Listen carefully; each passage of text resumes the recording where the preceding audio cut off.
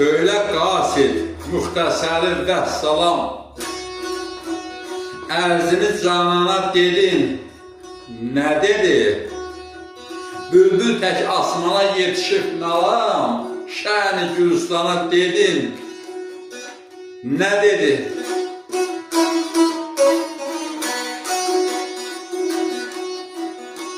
Zöhrə Ələsgərin bu sorusuna cavab verdi. Gedib ərz-i halın yara söylədim. İnciməsin məndən canana dedi. Zülmə ilə məni yada verdirə, verən qalsın belə zamana dedi.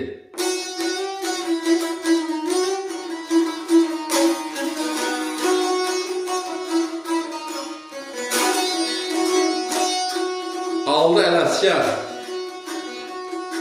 Yadıma salanda boy büsatını, xəstə könlüm bilir eşqin atını. Gah axtar yerin yeddi qatını, gah çıxır asmana dedin. Nə dedi?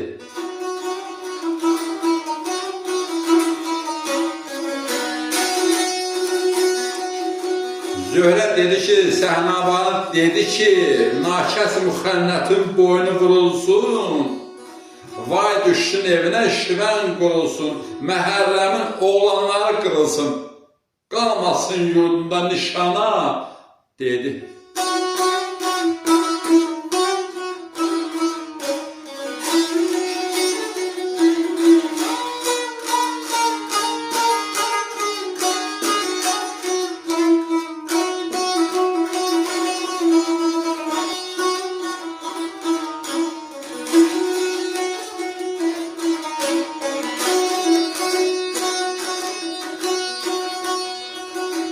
Aşık oldum ey bir nainsaf millətə, qolu bağlı verdi məni cəllətə yazalı.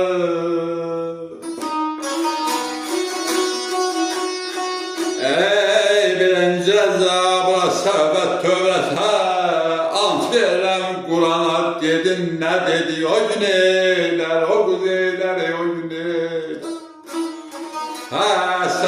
Sətə qovuşanda bayramın o güneylər.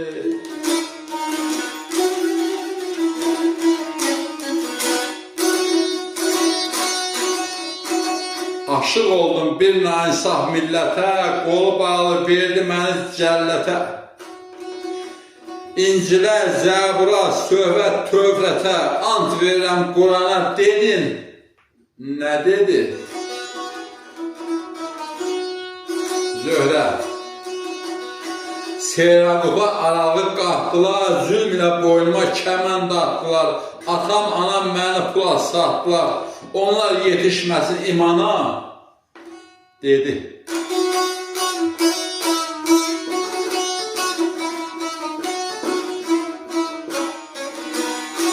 Aldı Ələsgər, könül gərək istədiyin istəyə, dostun sözün dosta gərək dost deyə. Rəhm eləsin mən günahkar xəstəyə, dərdimi loğmana dedin, nə dedi? Aldı Zöhrəyəm, sinəmdə dərdi qəm çoxdur, üstümə tökülən peykandır, oxdur.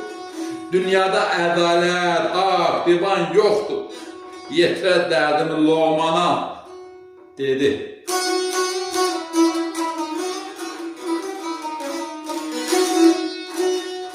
Sözün tapşırmasında Aşıq Ələsgər buyurdu. Kənc dolandırmasın xam xəyalını, can qoyan istəməz dünya malını. Yazıq Ələsgərin ərz-i halını sərb-i xulamana dedin, nə dedi?